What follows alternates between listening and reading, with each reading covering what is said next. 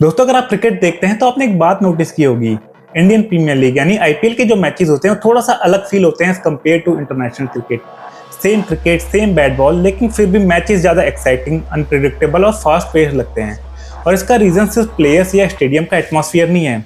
इसका real reason है IPL के कुछ ऐसे यूनिक रूल्स जो इसे ज़्यादा एक्साइटिंग बनाते हैं और इंटरनेशनल क्रिकेट से इसको अलग बनाते हैं। अब इंटरनेशनल क्रिकेट हम सबको पता है आईसीसी के रूल्स पर चलता है और उसमें काफ़ी रिस्ट्रिक्शंस और उसका फॉर्मेट भी थोड़ा अलग होता है।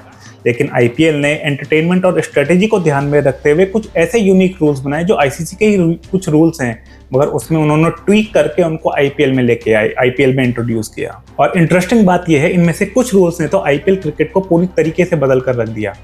फॉर एग्जाम्पल, कभी आपने सोचा है जो इम्पैक्ट प्लेयर रूल आया उसे क्यों इंट्रोड्यूस किया गया, या फिर स्ट्रेटेजिक टाइम आउट का एक्चुअल पर्पस क्या है। अब इन छोटे छोटे रूल्स की वजह से टीम्स को नई स्ट्रेटेजी बनानी पड़ती है, कैप्टन्स को नए डिसीजंस लेने पड़ते हैं और मैचेस लास्ट ओवर तक कंप्लीटली अनप्रिडिक्टेबल बन जाते हैं। और इस वजह से आईपीएल दुनिया की सबसे मोस्ट एंटरटेनिंग टी20 लीग बन चुकी है। तो आज के वीडियो में हम बात करेंगे आईपीएल के 5 ऐसे यूनिक रूल्स की जो इसको आईसीसी के क्रिकेट रूल से अलग बनाते हैं और जिनकी वजह से जो क्रिकेट मैचेस होते हैं आईपीएल के अंदर वो ज़्यादा एक्साइटिंग हो जाते हैं। कुछ रूल्स तो ऐसे हैं जिनको आप ऑलरेडी जानते होंगे, मगर कई रूल्स ऐसे हैं जिन्हें बहुत कम लोग नोटिस कर पाते हैं। तो चलिए शुरू करते हैं इस वीडियो को।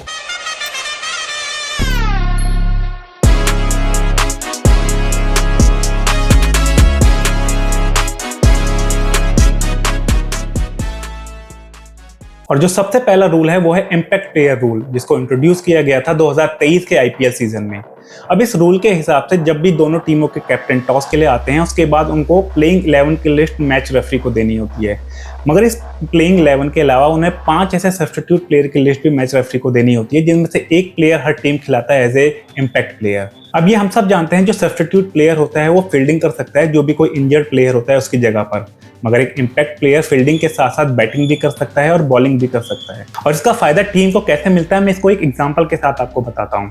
फॉर एग्जांपल, अगर एक टीम बैटिंग पहले करती है तो वो क्या करेगी, अपनी प्लेइंग 11 में एक बैट्समैन को एक्स्ट्रा मौका देगी ताकि जो उनका स्कोर कार्ड है वो बहुत ज़्यादा हो जाए। मगर वही टीम जब उनकी बॉलिंग आएगी तो वो उसमें से एक बैट्समैन को बाहर बिठा करके उसका एक मेन प्लेयर जो बॉलर होगा उसको टीम के अंदर लेके आ जाएगी।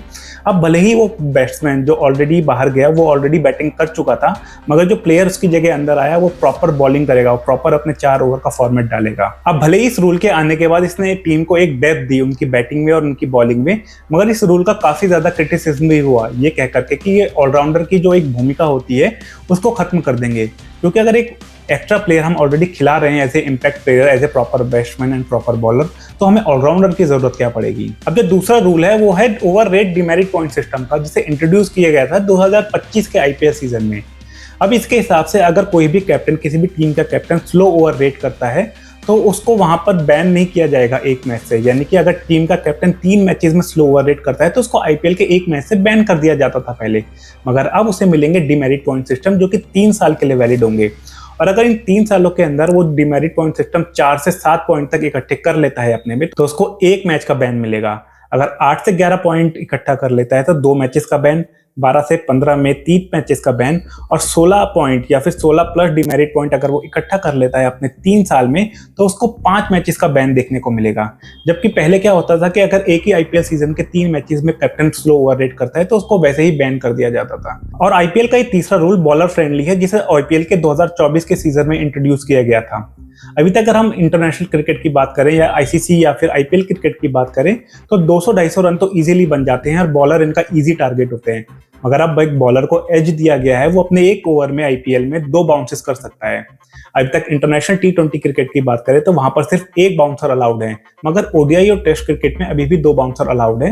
मगर टी20 क्रिकेट में ये नहीं है, इसे आईपीएल में इंट्रोड्यूस किया गया था ताकि बॉलर को एक एज मिल सके एज कम्पेयर टू बैट्समैन। इसमें जो चौथा रूल है वो है डीआरएस को लेकर के। अभी तक जो डीआरएस लिया जाता था वो एलबीडब्ल्यू के लिए लिया जाता था या फिर नो बॉल्स के लिए लिया जाता था, मगर आईपीएल के 2025 के सीजन से डीआरएस को एक तो ऑफ साइड वाइड के लिए भी लिया जाएगा और जो हाइट की वाइड होती है उसको रिव्यू करने के लिए भी लिया जाएगा। और एक टीम को एक मैच की एक इनिंग में 2 अनसक्सेसफुल रिव्यूज मिलते हैं जिन्हें उसे 15 सेकंड में लेना पड़ता है। और आईपीएल का जो 5वां रूल है ये है सलाइवा बैन को लेकर के। दरअसल बॉलर्स सलाइवा का यूज करते हैं बॉल को एक तरफ शाइन करने के लिए ताकि उन्हें अच्छी रिवर्स स्विंग मिले। मगर जब कोविड-19 आया था तो आईसीसी ने इसे बैन कर दिया था इंटरनेशनल मैचेस में 2020 में, बट वो टेम्पररी था। बट 2022 आते आते आईसीसी ने इसे परमानेंटली बंद कर दिया हाइजीन को देखते हुए। मगर आईपीएल ने अपने 2025 के सीजन में इस बैन को लिफ्ट कर दिया और जो बॉलर्स हैं वो सलाइवा का यूज कर सकते हैं बॉल को शाइन करने के लिए। इससे उनको बेहतर रिवर्स स्विंग मिलेगी। तो ये आईपीएल के वो 5 यूनिक रूल्स है जो इनको आईसीसी के रूल से अलग बनाते हैं और जिनकी वजह से मैच ज्यादा एक्साइटिंग बन जाते हैं, अनप्रेडिक्टेबल बन जाते हैं। स्पेशली जो इंपैक्ट प्लेयर रूल है वो मेरे को काफी इंपॉर्टेंट लगा इस चीज में।